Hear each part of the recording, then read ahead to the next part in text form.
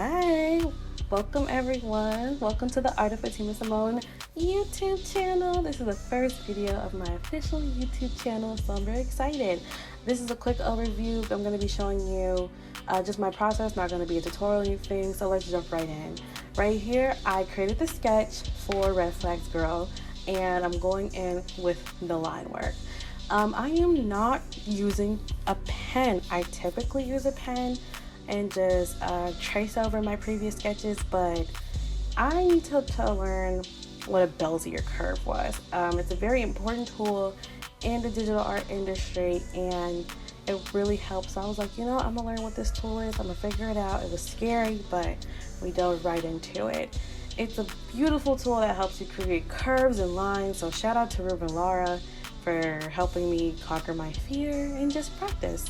So unlike most of my drawings that have that heavy, thick, weighted line strokes, and maybe they're sometimes individually stroked and things of that nature, this one, this piece is just going to be completely Bezier curve, or as Bezier curve as possible. And I'm not going to lie, I was struggling. Her hand was a little crunchy there, but I just kept moving with it, and the more I practiced with it, the easier it became. So let's see here. Okay, so right now you just see me working down the sketching and making sure things connect, because you have to make sure things connect before you color, or it's really just going to be like super crazy. So right here I'm working on her backside, and it was so funny. Like, this curve right here was not working with me. I had to adjust it so many times. I'm like, she got an onion butt. Like this is incredible. Like, I need to fix that. So I finally got it going, and I'm moving along, and I'm just adding in my curves. I always use a vector layer when I'm doing unless it's a sketch, but when I'm inking or I'm doing like solid lines, vector layers, I don't know what it is about them, but they are just perfect. Sorry guys, that was Delta.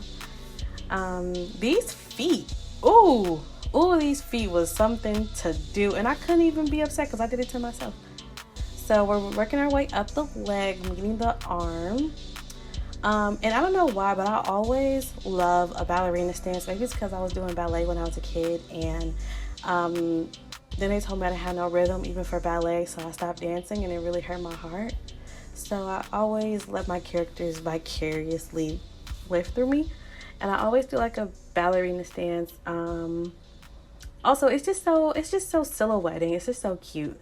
So the original sketch here, she had you could see the crack of her butt, but it was just not working for me. So I was just like, whatever. All right, so we move on to my favorite portion of drawing, which is the eyes. Here, I am using a brush or a pen stroke because the Bezier curve, I just didn't feel like doing it anymore. Plus, I really love that energy that goes into the eyes, because your eyes literally communicate energy. Working on those fingers. No matter what stage you are in life, fingers will be hard to draw. Okay, so I'm just figuring out some curves here, checking some things out, layering my layers, and after that I started working on the flag. The flag was fun. I've always loved drawing fabrics. They're so fun to do and play with, and those folds and creases, and I really wanted to make sure that it did kind of look like a piece of cloth versus her hair or any type of like accentuation of hair. I don't know why, but I really want this character to be bald. So as you can see here, I messed up because I was drawing on her, and I typically do thick lines, but I was trying something new. So we have me trying to figure out these lines right here, and I just couldn't understand what was going on with her leg. Like, where was her leg? So I tried to redraw it and redraw it and redraw it, and then it was just not working. So I figured out the problem. I wrote the leg on the wrong layer. So I had to erase all the way up and redraw it, open up the sketch again, and redraw it down there. I think I used a brush at that point because I was just like, no, I'm not gonna deal with the Bezier curve. But I still wanted that line to be matching the other ones. That's why, again, I love vector layers. So now I'm gonna start, I believe at this point, I'm gonna start filling in color. Yes. I want her to have like a silvery color. I want her to resemble a flagpole.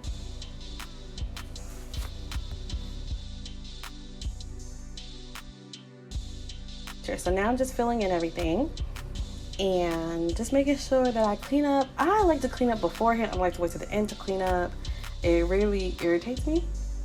So, and this is why I love vector layers. Like, you see that? I don't even have to do anything crazy. Like,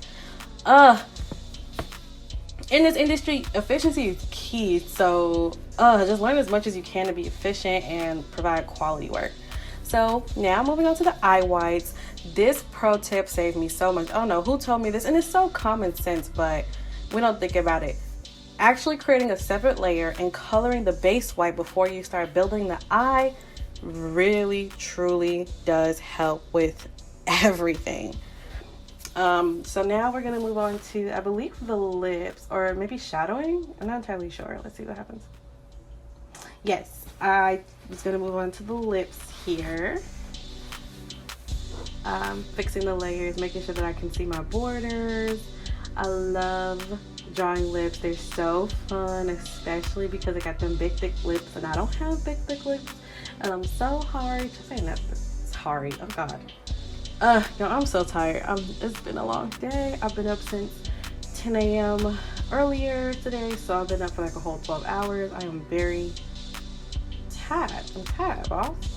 So I've been up working. So as soon as I woke up, I started working on stuff today. So like literally, I don't think I took a shower until like 2.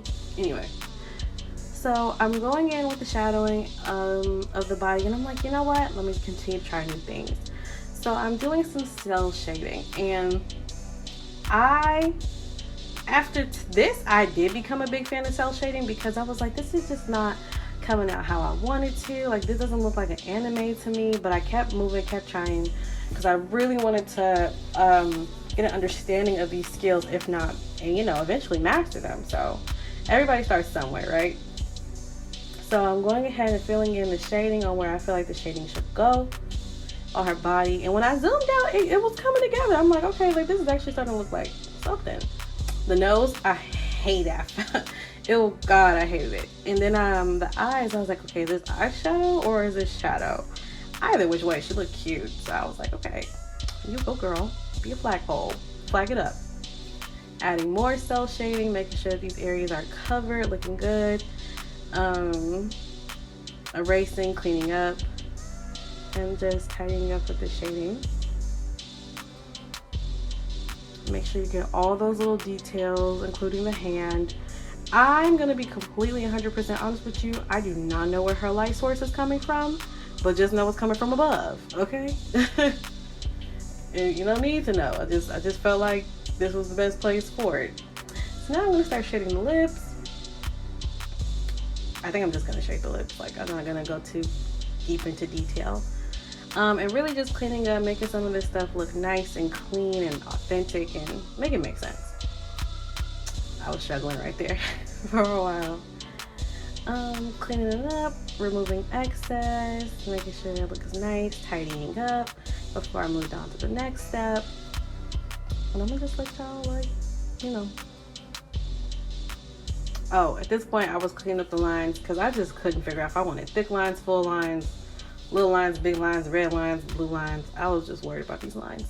So now moving on to the flag, which was by far the easiest / most difficult thing to do.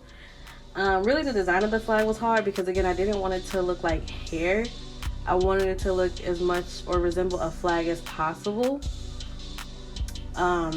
or just some type of fabric that she can hold up. So now you're gonna see me adding the shadowing of the flag, and it became a lot more tedious, so I decided to go ahead and use a quick mask. It comes up red, so you can't put red on red because then you will have an eye attack like I did. So the good thing about quick masks, just a little bit messed up right here, but the good thing about quick masks is that they negate the step of having to draw, shape, fill, draw, shape, fill, draw, shape, fill. No, you just draw your shapes, and after you draw your shapes, you'll be good to go. Just turn off the quick mask and you can fill a selection. So now I'm adding the highlights. I love highlights, they're so fun. I love highlights in makeup, I love highlights in drawing. even though you guys probably never see me do my makeup, but when I feel like it, I do it. So adding those little accentuaries, just little places where, you know, us girls or anybody who really loves their body moisturizes and hydrates. So really throwing in those highlighting features. And because I wanted to really pay attention to the cell shading, I did not want to blend. I only blended around the face and the eyes because I figured, I was like, you know, this could be eyeshadow, and the nose. But everywhere else, I don't think I did any other blending. But yeah, she was coming together. I was playing with some lighting here. And yeah, playing with the lighting. Alright. So right here, I'm really just checking my work and layering my layers just in case I have to come back and fix something, just in case a customer or a potential client wants to buy this from me. I want to make sure, because I always give out the master file, just in case they need to like edit it or change it up later, you know, depending on what me and the client discuss. A lot of times they don't change it, but hey, it's whatever. A lot of times they just come back to me because I don't hog the master files. Like, no, you can't have your files. Girl, give them their files and move on. So now we move on to the lips. My favorite. So the highlighting with the pen just wasn't working for me like it usually was. And it was just irritating me. So I deleted it. And I used the airbrush, which I have not used literally since the beginning of my digital career. But it kind of did it for me. And with the eyes, I want to do the little eye whites that I see in makeup, the little highlights. And I was like, oh, that would have been so cute. But then I'm like, her eyes are white. It would have just looked like the eye whites just ran over. Yeah, so at this point, I wanted to add a shadow, but I'm not going to lie to y'all guys. I deleted the shadow very shortly after. I was so tired. I didn't care about it. This was not my first drawing of the day. It was my last. I had literally did like 3 other drawings that I'm working on with more time, and I just want to get this done in like 2 or 3 hours, if that. I think it took me like an hour and a half. Recording this, it took me like 2 hours. So yeah, be sure to like and follow if you want to see more. I know everybody tells y'all that all the time, every single video, but we wouldn't be telling you if it wasn't important, especially with small channels like me. So if you just like, share. If you don't feel like sharing, go. If you don't feel like watching, go ahead and share and make it somebody else's thing to do. Alright, so at this point, I'm really just trying to get my layers together for, just in general, when I come back and edit something. I wanted to change up the border. I thought a thicker border would have made it cuter, but honestly, it really didn't matter. The original border worked perfectly fine, so I'm going to go back to the original border. And, after that, I believe I just go ahead and really get my layers together for like TikTok and Instagram and those little editings that I do so that I don't spend all day. Did you know? You don't know, but I literally used to take my time and like